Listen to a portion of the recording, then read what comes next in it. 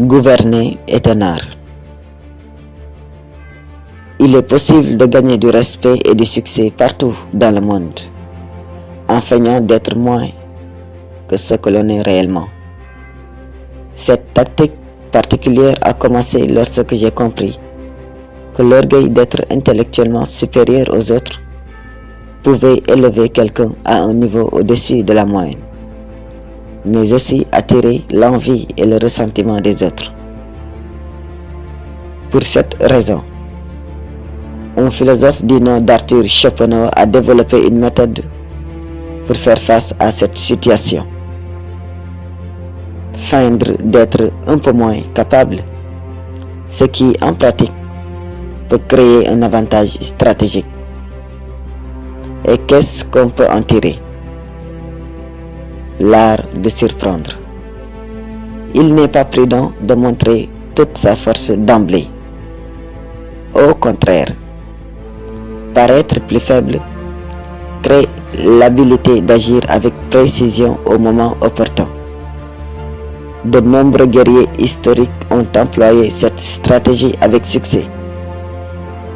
Feindre d'être moins capable amène les adversaires à sous-estimer vos capacités, permettant de révéler toute votre force à l'instant précis, assurant ainsi une victoire surprenante. Car toute guerre repose sur la tromperie. Quand nous avons la capacité d'attaquer, il est sage de paraître incapable. Lorsque nous agissons, il est utile de sembler inactif. Cette approche s'applique non seulement sur les champs de bataille, mais aussi au quotidien. Que ce soit dans des réunions, compétitions, ou même lors de conversations informelles, certaines personnes se distinguent en observant davantage et en parlant moins, attendant le moment parfait pour s'exprimer avec impact. C'est une stratégie qui rappelle le conseil de Gandhi: ne parler que si cela améliore le silence. La véritable direction passe par le fait de savoir quand écouter et quand parler. Dans tout groupe, il y a ceux qui parlent sans arrêt et ceux qui écoutent en silence. Curieusement, ceux qui parlent trop, à moins d'être le chef, sont rarement pris au sérieux. Arthur Schopenhauer a souligné que la sagesse réside dans le discernement du moment où il faut se prononcer. Feindre d'être un idiot ne signifie pas être ignorant, mais savoir quand intervenir et se taire.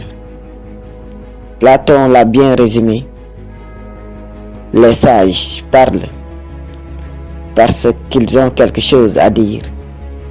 Les idiots parlent parce qu'ils doivent dire quelque chose. Écouter attentivement est l'un des meilleurs moyens de prendre l'avantage.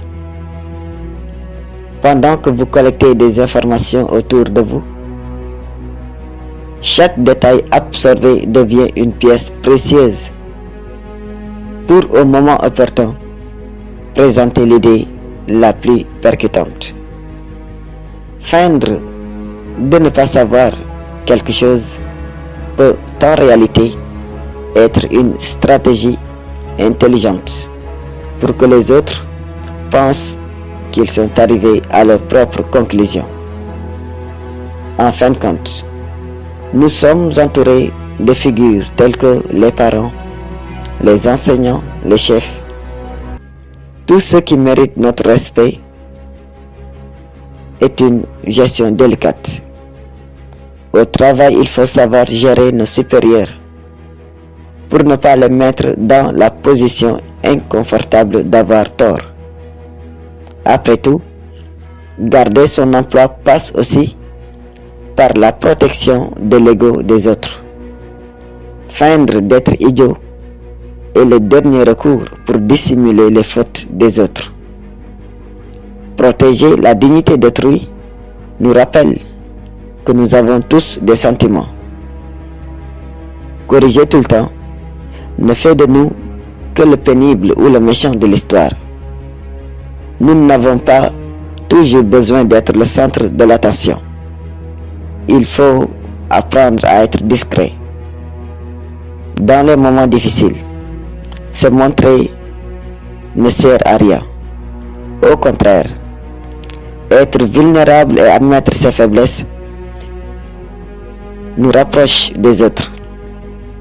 Il est bien d'agir comme si nous ne savions rien jusqu'au moment opportun.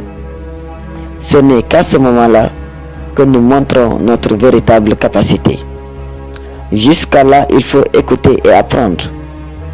Pour récolter les bénéfices d'être perçus comme un imbécile, nous devons accepter de paraître imbécile pendant un certain temps. Le véritable sage évite les confrontations directes et se montre. Et ne se montre pas, ne se vante pas et ne montre jamais toutes ses compétences. Le sage porte des vêtements simples, mais garde un joyau dans son cœur. Socrate utilisait cette approche également à travers son ironie. Il feignait l'ignorance pour inciter les gens à s'ouvrir, révélant à la fin leur propre incohérence.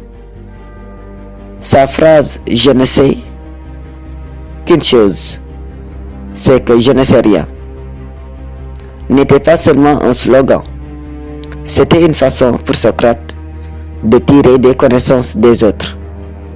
Nous passons souvent notre temps à nous soucier des opinions des autres, comme si elles étaient la base de notre bonheur. Mais si nous prenons le temps de réfléchir, nous pouvons constater que la majorité de ces opinions n'ont aucune importance pour notre épanouissement personnel. La vérité est que nous nous soucions de la façon dont nous sommes perçus. Mais au fond, ce qui compte vraiment, c'est de gagner les gens par l'humilité. Il ne sert à rien d'agir avec arrogance ou prétention. Lorsque vous décidez de cacher les erreurs des autres et de les aider à surmonter leurs défis, même si cela semble être entièrement leur œuvre, vous adoptez le rôle du fou avisé. Et ce rôle, aussi modeste qu'il puisse paraître, a un effet puissant. Les gens commencent à vous respecter sans même s'en rendre compte. C'est comme le outsider qui au départ n'est pas pris au sérieux, mais qui au final surprend et gagne un respect mérité. Souvenez-vous d'être gentil et compatissant. Tout le monde mène ses propres batailles et il faut faire preuve d'empathie. Vous avez sûrement déjà rencontré des personnes qui adorent se vanter après une victoire, affichant leur succès comme s'ils voulaient le jeter au visage des autres. Ce type de comportement n'attire pas l'admiration. Au contraire, il provoque du malaise. Comme l'a dit Frank Lucas de manière brillante, celui qui fait le plus de bruit dans la pièce est le plus faible dans la pièce.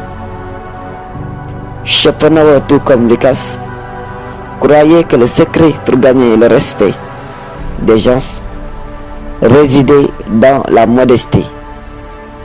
Quand vous réussissez et que vous agissez comme si ce n'était qu'un jour ordinaire, les gens vous voient différemment. Cette humilité captive plus la victoire elle-même. Agir comme un idiot est mieux que de rechercher le succès simplement pour être étiqueté comme arrogant. Parfois, être le fou est la manière la plus intelligente de réussir. Dof doflu xam foo jëm moo gën nga nitee te xamoo foo jëm. Parfois dafay baax ci àdduna nga dof doflu ci kanamu nit ñi pour mën a yegg fi nga war a yegg ak fi nga bëgg yegg. Je vous remercie.